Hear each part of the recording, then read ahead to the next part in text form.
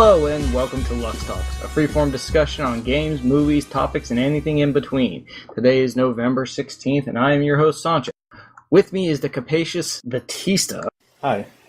And the facetious Charlemagne. Houston, we have a successful launch? Yeah, no, I don't think we do. Anyway, today we're going to be talking, we've got a couple good subjects here and some not so good subjects, but we're going to start first with indie games and publishers and their effects on the mainstream AAA titles, both in terms of development and sales, as it was put to me. We were talking about anything like games that started out unknown relatively, or even things like Newground formed and then later became Flash games. Pretty popular stuff like Super Meat Boy and Binding of Isaac. Castle Crashers, yeah, these games that started out pretty much without the backing of a major company to do it. Charlemagne, I'm gonna let you hit up this one first. Oh man, how do you feel that these with games like programs like Origins and Steam and anything like that, where they can literally just download a game brand new, no more publishers, stuff like that? Do you feel these how do you feel these indie games are affecting the current climate in games as it is? Indies everywhere. I've never seen so many indie games in my life. If you go to Steam and look at new releases, half of these games I haven't heard of because they're indie. And it's become a trend in the last couple months. It's really taken over, I guess you could say. There's every week you can guarantee there's at least 4 more games you've never heard of that are coming out, and people are buying them and they're taking off, and you have cult followings here and there, and a couple of them will flop away. You mentioned them on Steam. I just literally, they have a whole button indicated just for indie games, and like you said, they pop up and disappear. I mean, don't you feel this is like proof of product? I mean, you get some of these games, on a console they would have a no-name game come out and it would just come and go. You'd never hear from the developer again. But on these indie games online, it's almost like they're getting not only a second life, but I mean, we're getting stuff out there that's not good and good at the same time. Exactly. And it's cool because the ones that aren't good, like if a AAA publisher puts out a game, we'll say Call of Duty, right? A game that's not good, and they try to market it, it's gonna succeed because they have funding, they have marketing, they can sell a product. If an indie developer creates a game and it's not good, you'll never hear of it. You'll never know it existed other than the couple people who played it, and it'll just kind of fade. Well, and you mentioned a top name game like Call of Duty. Well, let's look at something that has like a lockdown on the market itself. Like, say for EA's Madden, they literally own the rights to the NFL to be made into a game now, which makes pretty much impossible for anybody else to make a football game anymore. Mm-hmm. I mean, do you feel this opens up range for indie people to come out and say, well, no, we can make a football game, we can make a really good football game. We can't use your name, but we can definitely come out with something. I would really like to see indie dev try sports on that note. That'd be something you just wouldn't think of, because, EA does own the rights, unfortunately. I remember there was a time when 2K was also in competition with EA to make these sports games. Yes, but 2K was pretty much bought out by EA. Sad facts, or at least for the sports games. But now we want to talk about the impact these indie games are actually having on sales itself. I mean, with so many of these indie games coming out, and they're selling anywhere between $6.99 up as high as maybe $29.99, stuff like that. They're not expensive. I mean, do you feel that this is what's giving them longevity? Is this what's actually keeping indie people going? Is because they could sell a game at a relatively good price and not have to worry about paying all the retailers, paying for advertisement, paying for all this, so they can keep the game's prices as they are and still get out there like a fantastic game. As I said, Binding of Isaac is like an awesome game. The music alone just captivates you as you play. But I mean, it was like $4.99 the other day, and I don't know how they make money off of that, but they are. Yeah. thing about indie games, though, is that, especially in modern format, is that they're usually two-dimensional, have a similar art style, have similar functions, and a lot of them are non-unique. The ones that actually make it big, like Binding of Isaac, Meat Boy, have unique mechanics or have some like deciding factor or special characteristic about them that make them memorable and really enjoyable to play. There's a lot of unknown indie games out there that people don't care about because they are essentially copies of dozens of other indie games. Yeah. Now, and all the indie games are similar. Not all, but a lot of indie games are similar and they're cheap because the way they're developed and their art style and sometimes lack of story or dialogue or characters or anything makes it easier to make and makes it cheaper to develop. True. So,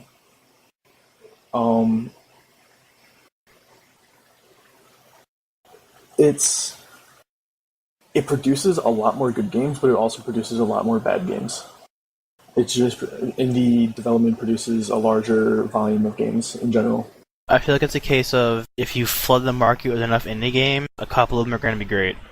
That's basically what happened. Although there's a lot more than a couple, I would think. Yeah. I have not been playing many indie games recently.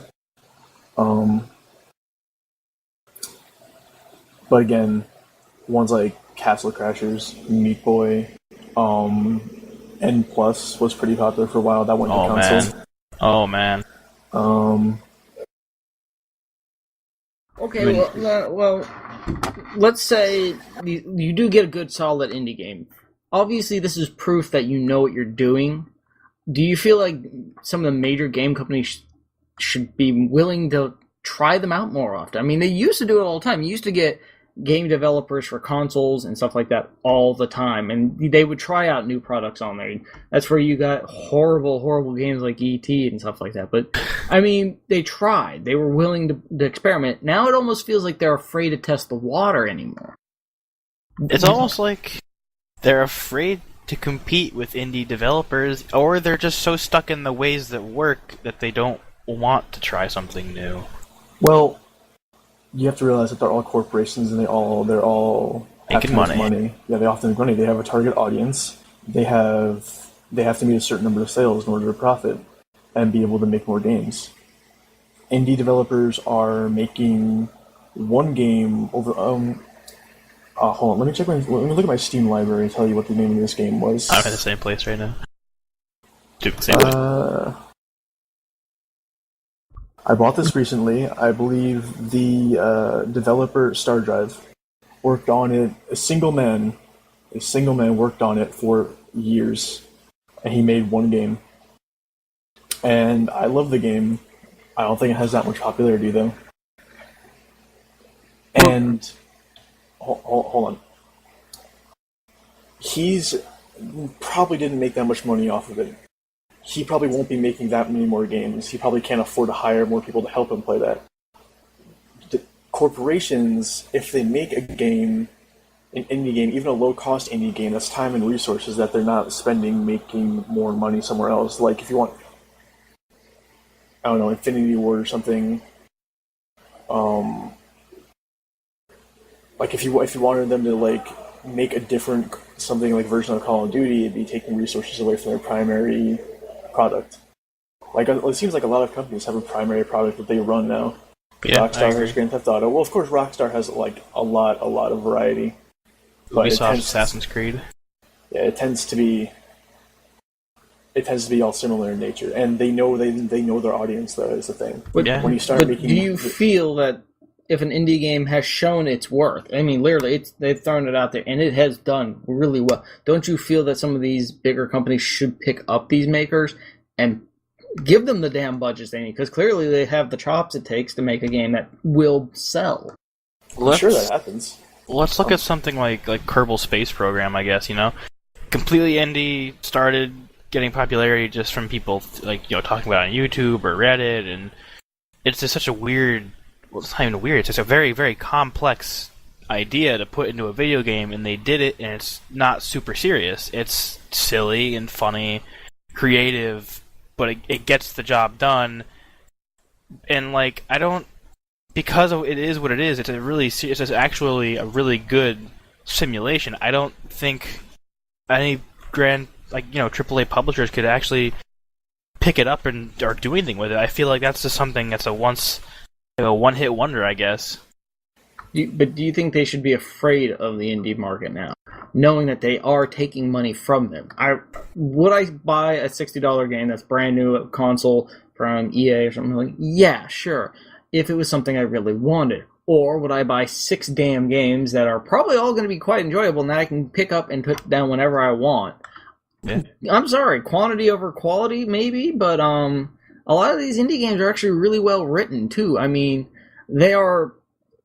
for lack of a better word, it is a labor of love from these people to make these games versus they're paying me to do it. They're paying me and 7 other people to do it. We're just going to do it. Pretty much. I mean, I'd have some sort of fear of it. I mean, but at the same time, personally, on a personal level, when I go to buy a game, I'll maybe allow myself 2 or 3 AAA titles a month, but I have no problem saying, okay, well, I can put $10 toward this, or I'll put 20 toward this, or 10, or even 3. Yeah, or even 3. Like, especially if there's a Steam sale, like I could buy Kerbal Space Program right now on Steam for $16, and that's hours and hours and hours of replayability. All right. So to answer your question, I do think yes that AAA title developers have competition. They have competition in the sense that there's a lot more variety of games now, but there's nobody making games that's going to be competing with Call of Duty or Battlefield or Grand Theft Auto. There's no indie developers. You say that, but if you think about some of the older games, I mean, people are still playing Quake 2. I mean, yes, they had new versions. They have new versions of everything. But we were just talking the other day about what was it, Battlefield Bad Company 2. They wiped the characters in order to try and not literally, but to force people to buy the newer game. But you still have people who went back and said, "No, I'm not going to do that. I'm going to rebuild my damn. I'm going to redo it. I'm not going to give up." I feel with these indie games that if they grab somebody by the short hairs and say, "You're going to play this game because you really love this game," we're not going to take that from you. I mean, there's not that threat of what's going to come out next year is going to ruin what I'm playing this year. You're right. Well, you're mostly right. A lot of the indie games developed don't have hundreds of thousands of players on servers hosted by the company that developed it. Like, aside from sales reasons, they're hosting data for Bad Company 2, Bad Company 3, not Bad Company 3, Bad Company 2, Battlefield 3, Battlefield 4, among other things. I mean, that saves them space, too. I'm not saying that's the main reason, but I'm just saying it's like you can't be expected to hold data for that long. And indie developers aren't making games that exist like that. They make games like Star Drive, which is single player or multiplayer, but you can play it single player, so you don't have to worry about your data being deleted. Well, I also think it's financially. Some of these indie developers can't afford to own and host a server network like that. I mean, it's really kind of not there. Yes, exactly. But my point is, though, is that they're not making games like that you have to hold on to the data for years like that. All right. So you don't have to worry because you're not playing them. Let's take a look at some indie games that personally you feel are really like top notch, but just are not getting the publicity they need. Like you mentioned Star Drive. Is there any other ones that you know that you've sunk hours into playing already? Actual. Yeah. Any actual indie games. Okay, DayZ technically isn't indie games. The DayZ mod was created by Dean Hall, while he was not working for a company. He may have been working for a company, I don't remember what his company was called, but he wasn't doing it for that company. He was only hired by Bohemia Interactive after he made a DayZ mod, and they decided they wanted to make DayZ into a game. But then again, the architecture already existed in Arma 2. So if you want for an indie mod like that, I would say DayZ, which I've probably put almost 1,000 hours into. God.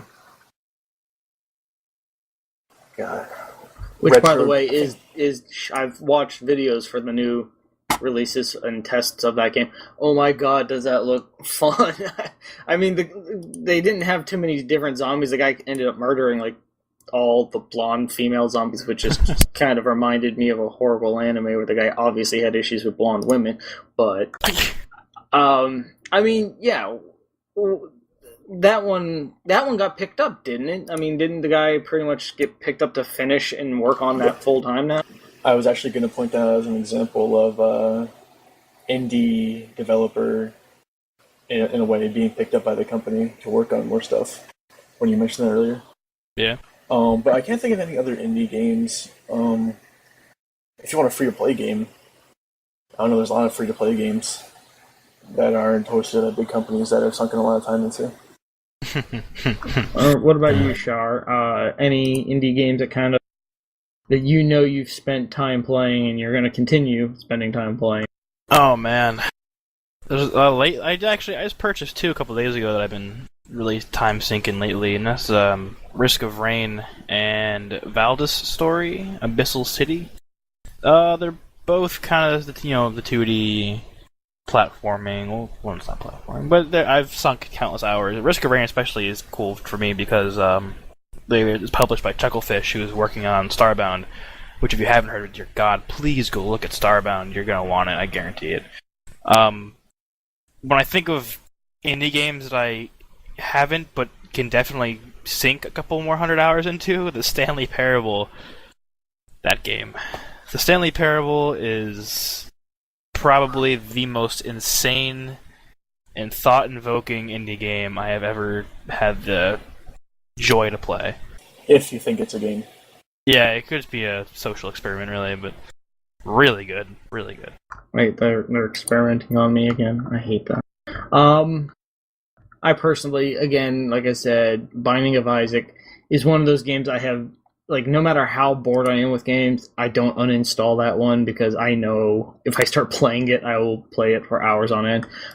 You guys actually got me into playing Terraria for a little while, which, I was all set not to give a damn because I'm through and through. I was late to the Minecraft world, and I'm still thoroughly in love with it. I personally run and play my own server, whether anyone's on it or not, because goddamn do I like building blocks. That said, I do feel that they kind of wear out after a while, and you need to take a break from them a little more often than maybe some AAA titles. You know what game I'm surprised I continue to play, even though I've sunk many hours into it and I haven't really progressed? No, I do not.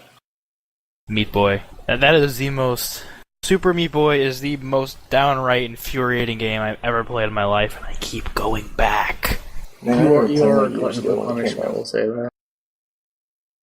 The game was so fun years ago when it came out. Flash sites. When you get mad about it, and you can't do anything, you just run that little jerk into a buzzsaw 40 times so you feel better about it. And you keep going. And then there I am playing Binding of Isaac and killing monsters with his tears of sadness, and he's naked, and you feel so bad for him. You want him to win, but you gotta kill your own mom at the end. Oh, with a big hairy tragic, leg. But and the power-ups, oh my god, talk about evil. Every power-up does something to your character, like a rock, it's actually embedded in your head, or a hanger that goes through your eye, and I'm like, I don't know if I want to get a power-up, but I need it to win. Oh, indie game, fantastic indie game, Don't Starve. Oh, Don't Starve. How did we miss that? I could not get into that one. Really? Oh, man. It's definitely a Wikipedia game. You definitely have to go to the wiki and look up what to do because there's no tutorial there. You don't get any information on how to do anything. It's definitely trial by error or reading. The pigs annoyed me. Oh, man. Well, Stupid pigmen. Anyway, it started out as a Chrome, I don't know what the term is. It was a Chrome app. Yeah, it was a Chrome app game. And then went to Steam. You know what game was absolutely beautiful in art and in gameplay and story for an indie game? I think I've recommended this to you guys, but I don't think anyone's played it yet. Brothers, A Tale of Two Sons.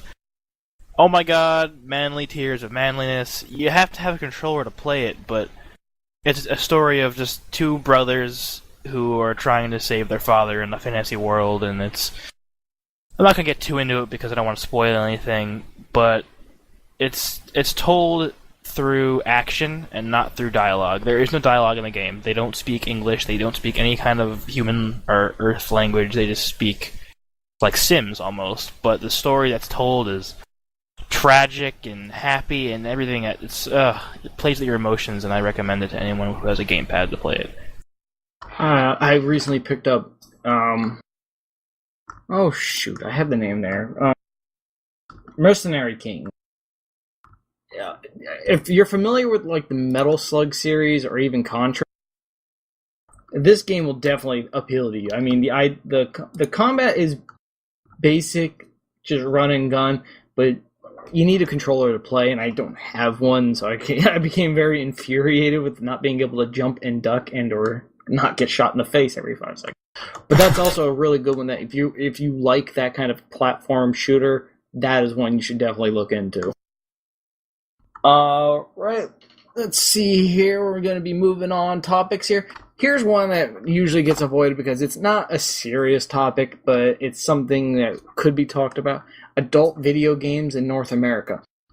And I'm not just talking like straight up virtual sex. I'm not. There are games that have story behind them, that have plot, that have character development, and it's just because there is the adult theme to it that they avoid. And all publishers in North America are avoiding them like the plague. Do you feel that as far as our country, we're supposed to be getting more lax and open and all, but we are still so uptight about these things? I know they're huge in Japan, dating sims and virtual stuff, and sometimes they do cross the line. I believe one was called Hyper Battle Raper, which... What? Yes, the idea was you win the fight and you do your thing to the person you just defeated. Yeah, I don't think I could find footage of it for you. We'll talk about that later. But I don't think I want to see footage. Right, exactly. But I'm saying, there were... I mean, we got all up in arms over the hot coffee mob. I mean, is that something that we should be more lax on in North America? I mean, we're talking about a porn industry that rakes in billions and billions of dollars, and this is one part of the market that they shut the door and said, no, fuck it, nobody's going to buy that. Tits sell. That's really an unfortunate but extremely true bottom line globally is tits sell. Any form of adult entertainment sells, but like you said, you don't really see too many entries into the adult area of video gaming, especially in North America. I don't know if it's anything to blame directly. I mean, but yet again, you think of things that's happened in the past. I remember when Mass Effect 1 came out, and for a brief, very, very brief, maybe 2 seconds, you saw a picture of a blue alien ass crack, and Fox News was all over that like bees on honey for a pretty solid couple weeks. Yeah, but Fox News is on everything like that, no matter what, just because that's what they do. And then when that happened, that really sparked... in my mind, that's the first example of seeing how the mainstream media really handles something just as simple as a small amount of nudity in a video game. Well, but then there was stuff like I said, the hot coffee scene from GTA, where there was no nudity. It really was pretty much dry humping, which was... I'm sorry, I just saw the movie Bad Teacher with Justin Timberlake, and I forget her name, but that was equivalent to that scene. And erotic, that was not. Not at all. And even I feel like we just look at it so different. Well, and the thing is, I mean, we in our culture, we like to bitch about anything anyone else is enjoying. And truth be told, a lot of people would probably be upset over it because you're objectifying women or men. Oh, look, it's a game to have sex now. That's horrible. That's not a game. That's not meant to be that way. And truthfully, it's usually not played for that purpose. It's just played for entertainment, just like a movie. Do you feel like anytime soon we will be you will see an EA adult game like that, or are we not? Or are we talking this is never going to happen in this country? Considering EA's target audience is 10 to 18-year-olds, and then 19-year-olds. Let's grab Rockstar, since they're notorious for the more adult-themed games with alien ass. Mass Effect Alien ass. But I mean, in Rockstar, you had a Ballad of Gay Tony and all that. You had countless GTA games where you go in and out of nightclubs and stuff, pick up hookers and beat them to death. I mean, that's as adult to me as any form of nudity. I mean, I just don't see why we're more up and on with. You could beat a hooker to death, but you sure as hell better not see her boob, right? I mean, it's funny because sexual content like that in video games, like, you know, sex in itself is a natural thing, but then you get to games like GTA where you're beating up hookers. That's not very natural, but they sure as hell put it in there, and Rockstar has never been afraid to kind of cross that line of, hey, there are hookers in this game, and you can sleep with them, and then you can beat them to death afterwards to get your money back. I'm not sure what moral lesson they're trying to teach with that, actually. It's a penny earned is a penny saved or something. I don't really... Alright, since... As I said, this was not really a main subject, but I might rather hit it early on in our career than later on. As a you want to go ahead? You want to go first, or me? Okay. So, as like a quick little extension to this, my first argument when we went into this was going to be, well, the ESRB, at least in North America, obviously, doesn't have anything for this. But then I realized there is a rating to cover these games. Yes, adult they have content. an adult rating. Yeah, there's an adult rating. When's the last time you guys have seen an adult rated game? I have not in this country. The only time I remember seeing an adult rated game was on PlayStation 1. I can't remember the title, but it was on the demo disc that came with the original PlayStation 1. Probably Death Trap Dungeon or something just like that. Yeah. That's what And it wasn't even... Yeah, I think it had something to do with zombies and graves and shooting, and it was gory. And back then, it's funny because that was rated adult, and nowadays that'd be rated maybe teen. Oh, but Chainsaw Lollipop or whatever. Oh, right there. I think. Manhunt 2. Oh yes. I'm sorry. That game really pissed me off because. I mean, we bitch and moan about games that are murder simulators and all. That one really was. I mean, they literally showed you how to kill a person with a plastic bag, and I'm a little weary about letting people play that one. Oh, why? I just don't like the idea that, you know, my kid's mad at me one day, and he's going to sneak up behind me and strangle me with a giant eagle bag. Yeah, but there's no scientific basis for the claim that there's a correlation between that. No, there's not, but give a person an idea and he may run with it. Okay, so no literature, no TV, no movies either. Yeah, they've all been pretty shitty lately anyway, so Breaking Bad's off here, so let's forget about that. It's like Allegory of a Cave suddenly. Well, okay, but you brought up the ESRB. Do you feel that maybe things like Steam, for example, I almost never notice a rating on any game. Yes, they ask for your date before you buy stuff. Why can't there be call it Steamy, where they're just selling adult games on there instead of like the general public? Because I mean, they want to check your birthday. You have to have a PayPal account or credit card to buy games anyway. Why hasn't anyone jumped on that kind of idea? Wow. Yeah, it's interesting you ask that. I've always assumed Steam just kind of had a rating on these, but there really isn't. I just click on Risk of Rain. There's no ESRB mentioned anywhere on the page. I wonder if it's the same if I go to a AAA title, like let's say Assassin's Creed. Well, I know it asks me for my birthday all the time. Well, I know for a fact there like it is. Some of these games ask for a birthday when you buy them, like Fallout and stuff like that. But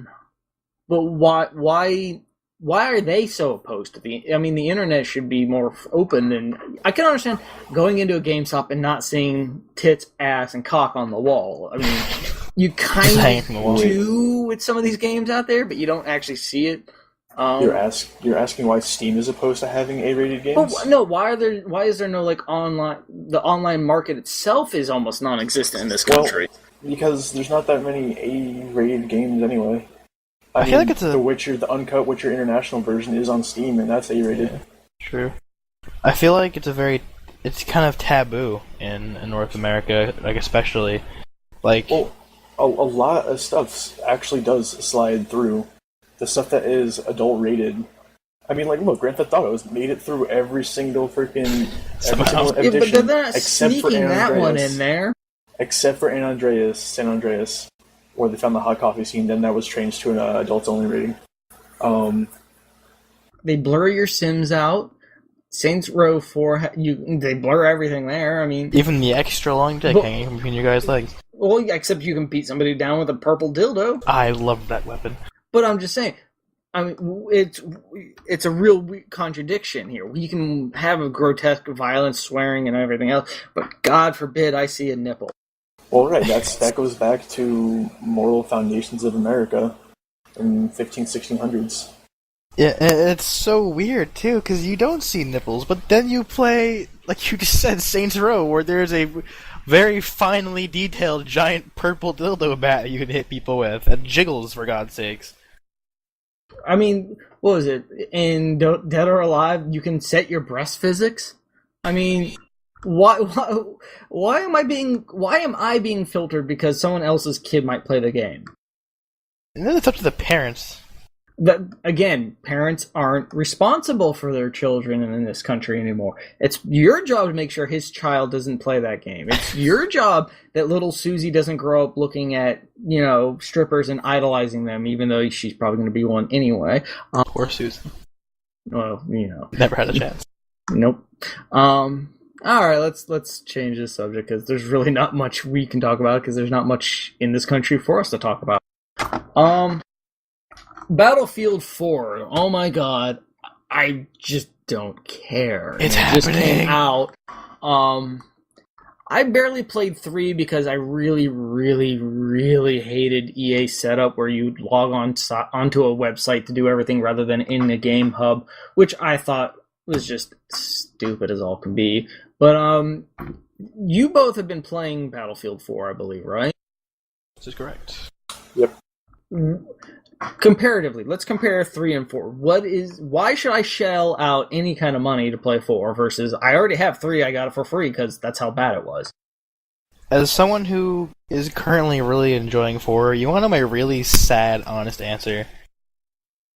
Because it's the newest one.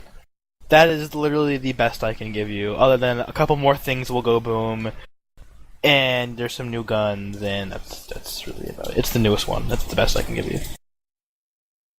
Oh, I think I can give some different reasons. Well, before you do, I'm going to smash shards down. This is the same thing about every freaking operating system for Windows. This is the newest one. You should get it. No. I want Windows 8. Don't judge me. There are still people who are fighting to have 98 still being updated. And so why would I want the newest one just because it's the new shiny one? I guess I'm a sucker for new shiny things. Or a sucker for new shiny things. Anyway, Battista, you have many more reasons. Hit me with them. Let's see. In my opinion, Battlefield 4 is more balanced in terms of the weapons. There's no bullet hoses that act like laser cannons like the M16A3 or M16A4 in Battlefield 3. The maps are more vertical, it seems. It's a lot more combined arms instead of just vehicles rolling over everything. The weapons feel kind of nicer, and the graphics are a little bit better. And the user interface, as I mentioned with 3, it had that shitty go to this website. And it still has that shitty interface. Why? Why do they want to do that? I don't know. They've also introduced battle packs, which is a horrible idea. What is the battle packs? Battle packs are a reward you get from reaching a certain amount of getting a certain amount of experience. It is imagine it like a crate in Dota or TF2. You open it, except you don't need a key to open it. You just get this as a reward for reaching a certain point. It has like random items in it for stuff that you may not even have yet, like a sight, like a scope for a gun that you won't get for another like 20 levels. It's just random items that don't make sense. I still can't decide how I feel about battle packs. I've gotten maybe 20 of them. I've gotten 6 of them from being a premium member. I've gotten maybe 3 or 4 gold from leveling up, and countless bronze from leveling up. And sometimes I'm like, wow, that was really awesome. I'm glad I got this battle pack. Other times I'm like, wow, I just got the shittiest items I've ever had in my life. Yeah, but compare that to like earning points or something that you can put towards getting weapons or something you actually want. Yeah. I mean, you can still unlock things the same way you did in 3, where, okay, I need this many kills with this weapon to unlock the scope for it. And this kind of adds a sidestep to it where you can unlock it a little bit earlier. For instance, I unlocked a new assault rifle today, brand new, first time I've ever using it, and I suddenly had a scope that I don't ever remember unlocking. Obviously, I haven't killed enough people to unlock it, so it just shows up. But then I remembered, I got in a battle pack like 3 weeks ago. Awesome.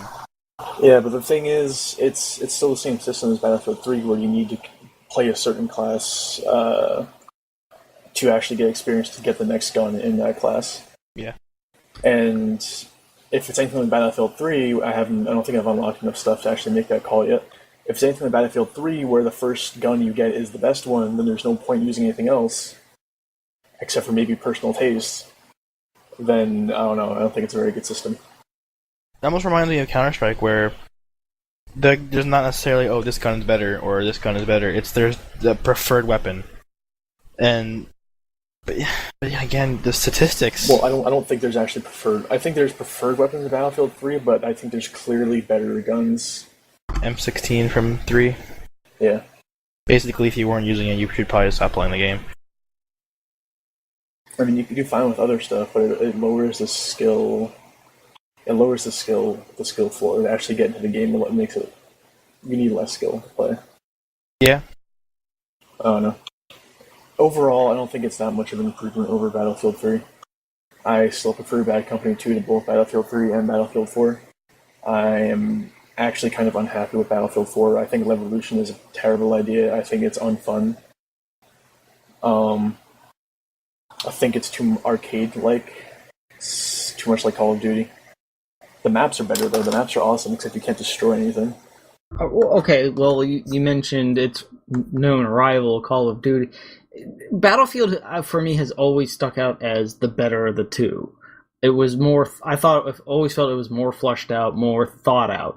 Like, I mean, I remember... I still prefer 1942 over all the other Battlefields, but I never could get into Call of Duty, and I don't know why that was. Do you feel like Battlefield has just always been there, or is this something that's going to...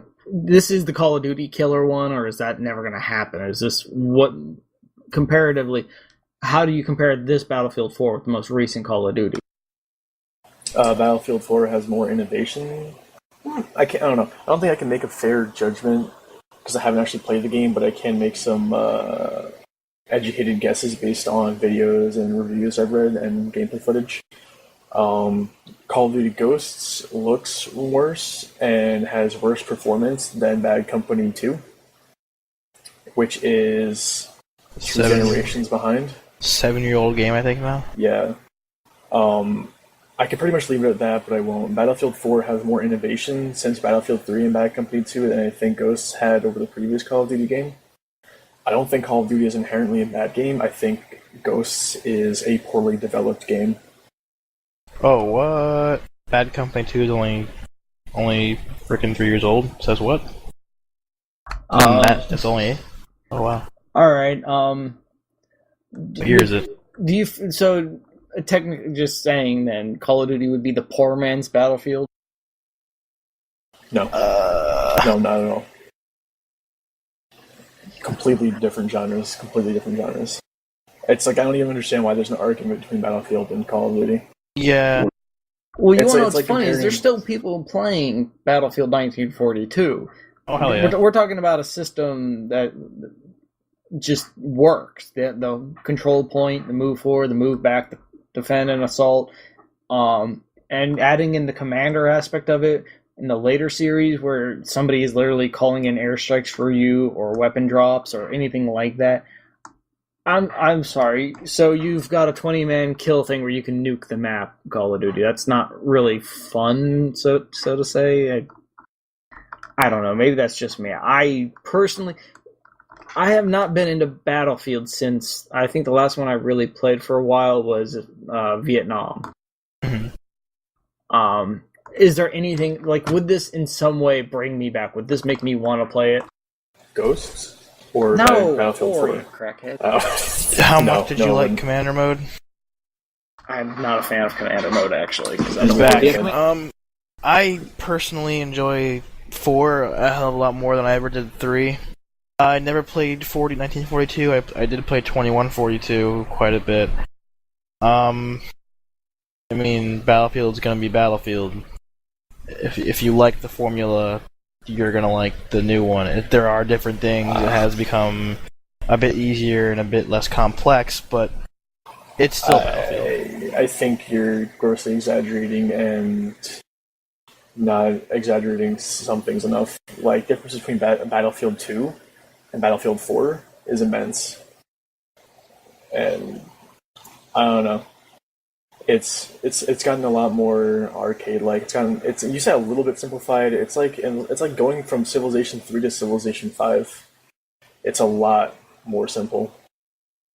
Okay, Battlefield 2 was more comparable to Arma than it is Battlefield 4. I feel like if they had to kind of go simple, like at least a little bit more simple, the way, I mean, I don't know. I feel like it's just something that the game has done to kind of get more people to be involved with it. Well, yeah, they're appealing to a larger market. Yeah. Alrighty, we're going to be moving on here soon.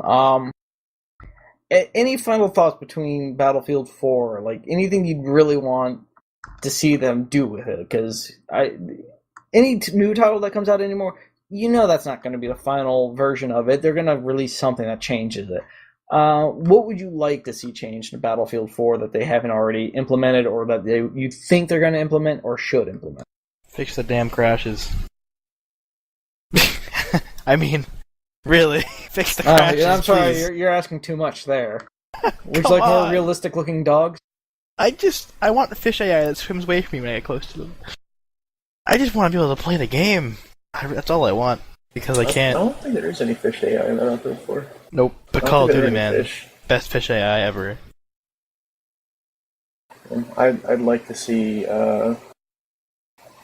actual destruction like it was in Bad Company 2 levels, which DICE has expressed that they dislike with a passion.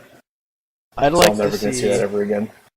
I'd like to see the next couple planned expansions, I guess you could call them, because they're promising some pretty surprise big things.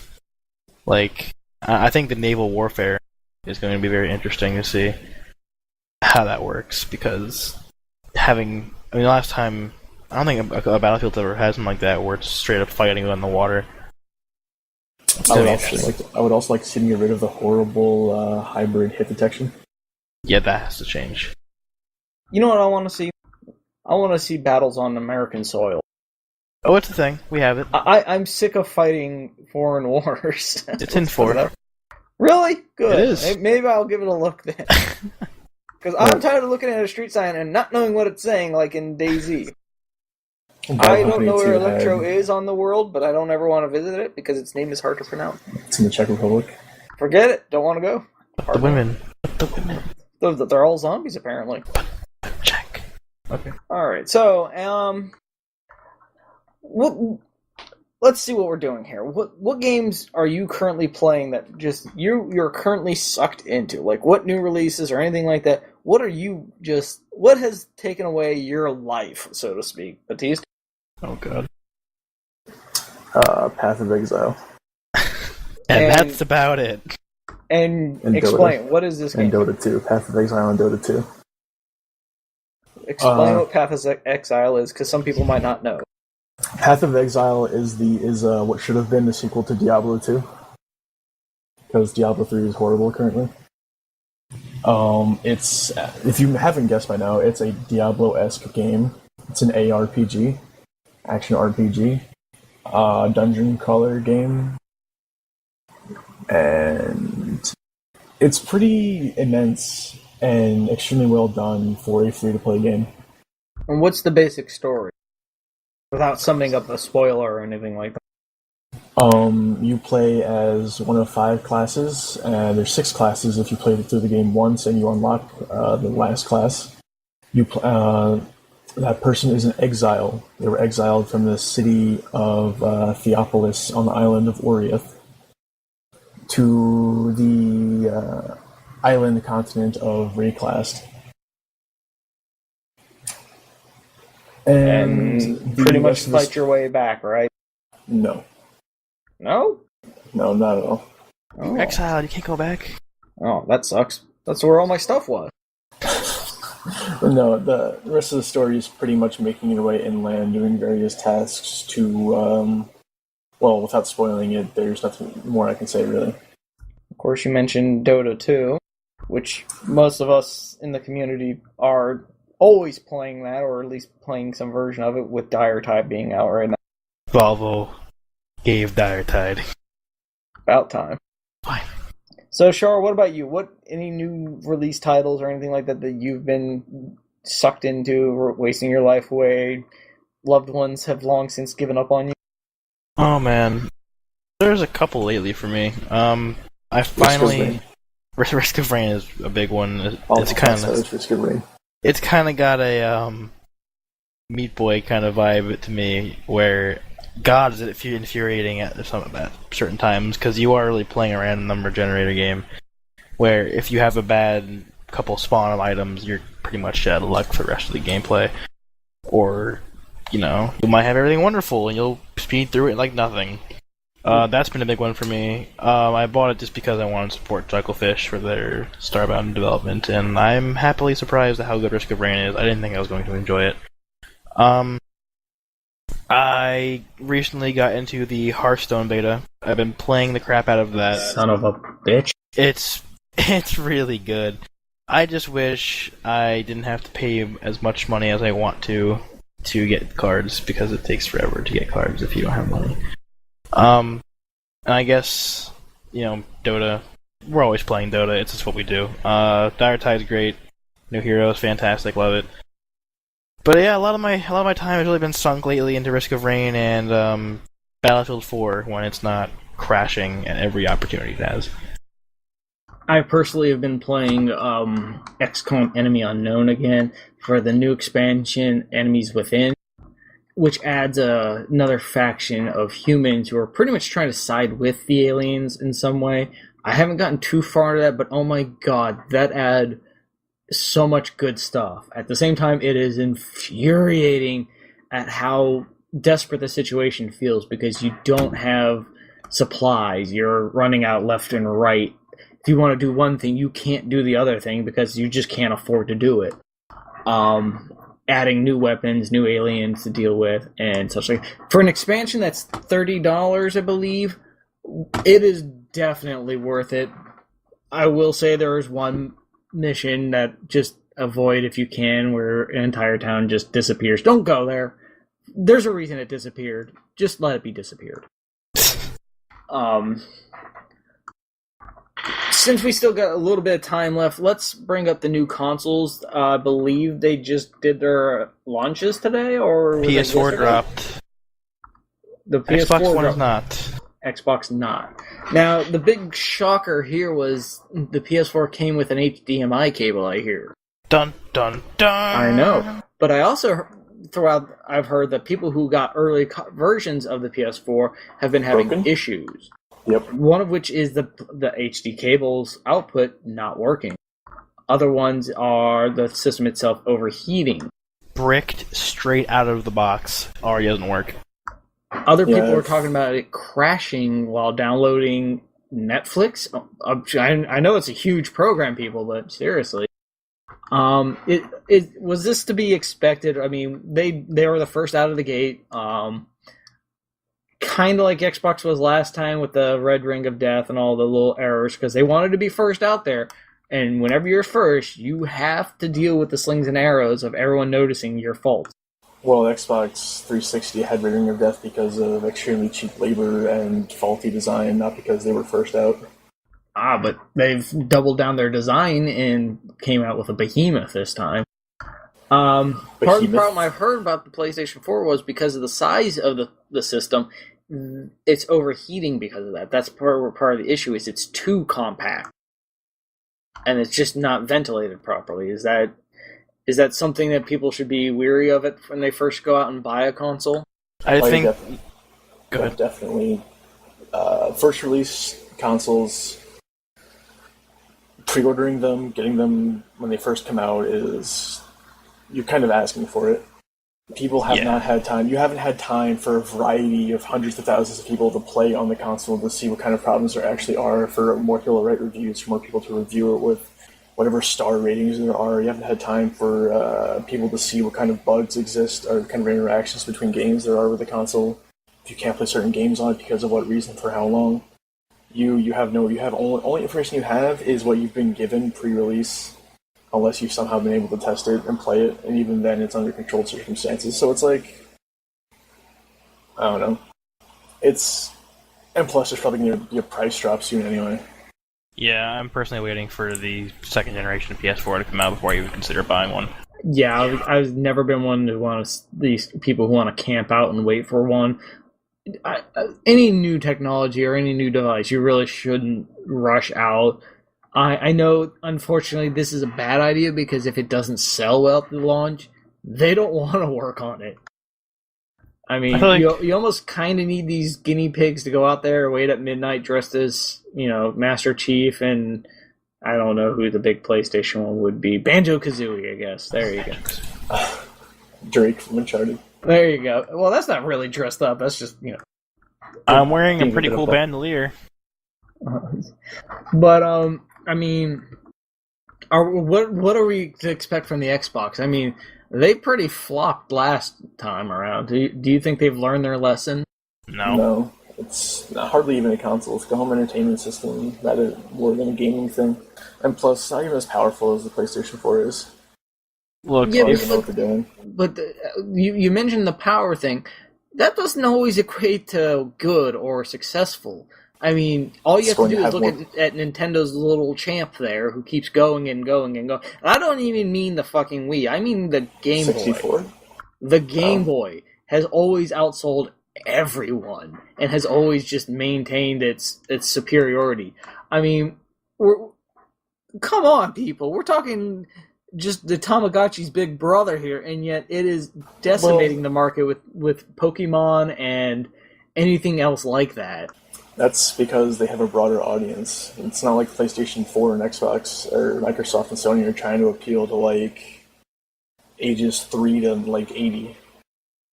Because they're not. I'm a grown-ass man, and I love the Pokemon. Microsoft is broadening their market by making it more like a home entertainment system. They are like a purely game console. Well, and that's, at first I thought about all what these gamers were all mad about when Microsoft was launching, and I really thought about this. I was like, they really are selling an entertainment system, not just video games. They are trying to get you to do it for your... No more will you want to buy a DVD player or a Blu-ray player or even have a satellite connection or Fios or anything like that. Because now you will have your Xbox system already hooked up. You're going to download your shows anyway. I mean, yeah, you're going to have to watch a stupid commercial, or its Kinect is going to watch you do naughty things on the couch. But, I mean, it's a whole entertainment field now. And they really jumped on this headlong, and I think the gaming community didn't look at it that way. I don't look at it that way. It's the thing is, I only care about a few games on Xbox. There are exclusives to both consoles, which I would like to play, which means the cheaper the console, the better. And if I were to buy an Xbox, I would not use it for anything ever except to play a game. I think that's what most people do with the consoles anyway. I have to be guilty. My Xbox is only used for watching movies because I don't want to buy a DVD player. I mean, 360 was great, had Netflix capabilities and everything. You throw it in the living room, people play games on it, and then late at night, other people watch movies on it. Although I did play the shit out of Castle Crashers on it. Yes, that was also a great benefit. But Xbox One is just like, I don't know. It's too much for, I think, what most people want. You mentioned the word too much. Let's talk about the value of these things. These consoles are pretty damn expensive now. Most people in this time don't really have that kind of money to shell out just for another, DVD player, essentially. Yeah. My biggest thing to say about these new consoles, I saw yesterday in Best Buy where they were offering PlayStation 4, a nice fancy headset, a couple games, and some other shenanigans, and this was $1,068. This is a bundle price, wonderful pricing. What?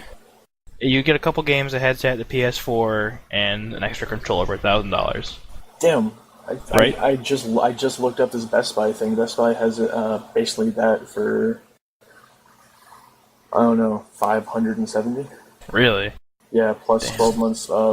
12-month PlayStation Plus subscription card for 570, which is only $170 more than the console price of 400. Yeah, it was like an Astro headset though they were throwing in there.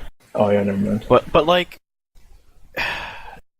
people who buy that are probably going to be the same people who are like, PC gaming is too expensive. You just shelled out $1,000. You could have gotten a computer that can do everything your cute little console can do, and then some. And I'm gonna vent. I am so tired of people being like, "Oh, PC gaming is expensive. Hold PC on. gaming is expensive." Before you vent, let me get you a soapbox for you to stand on, so Thank the you. PC superior race can talk down to the lowly console. Master Race is mongol. in. Go for PC it. Let's Master hear Race it. has arrived. Alright, you're shelling out $400, $500 for the Xbox One, I believe, for this console, which, by the way, first generation consoles are going to crash, they're going to overheat, they're going to have problems, they're going to break, you're going to hate yourself, and you're going to regret buying one for a couple months until it's fixed. You're paying $60 to $65 per game. These are games that are probably going to be in the value bin in about 2 months, and they're going to be for sale for like $10. If you don't like your game, you can trade it in, but you're only going to get 5, even though you just paid $60 last week. And these are the same people who are going to complain that PC gaming is so expensive. Like, you could shell out that same money you paid for that console to build a pretty good computer that will probably shit all over that console. Then you can get games like Risk of Rain or XCOM for really low prices because Steam has sales and Origin has sales, and there's things like Humble Bundle and Green Man Gaming who have sales all the time. And, and then there's like Path of Exile, and it's free. And this is a wonderful game that you're going to spend countless hours on. Why? Also, Dota 2 is free. And Dota 2, like, these games are fantastic. PC gaming is not expensive. You're paying the same price for a console that will break way faster than your PC will. Above that, you can always complete. upgrade your computer. You can't upgrade a console. Yeah, oh hey, we're moving on to another generation. Okay, well, let me just throw some extra RAM sticks in here and buy a video card, and I'm set for the next 7 years. Yeah, I literally only need a better processor. Yeah. So, I don't know, $200, and I'm good for like 3 more years. But, like, even still, you're handling these new games like no problem. Oh yeah, Like- the only one I'm having any issues with is Battlefield 4, and it's only a little bit of slight stuttering every so often, and I think that's just because it's not well optimized for Yeah. That's just super AMD. poor launch optimization. AMD yet. I think I AMD, finally found a way to get CPU Shard to is be that. passionate about something here. That's for damn sure. Oh, God. Okay, I'm gonna step off the soapbox and end my rant. All right. So, he's ranted. We've talked about quite a few things, including porn in the industry and, Side what? side note, I got Battlefield 3 for $1. Win-win. Humble bundles. Nice. Look, let's jump on that real quick now that you mentioned. I always forget about this. These Humble Bundle deals and such like that. Oh my god, are these fantastic deals? Yeah. So much great freaking content for so cheap, and it's all going to a certain place that's you would want to give your money to. Yeah. Have you seen the new Humble store? Like, they're selling these games, like big games, with discounts. Like, I can get Arkham Origins for cheap because it's Humble Bundle and it's going to charity. Why not?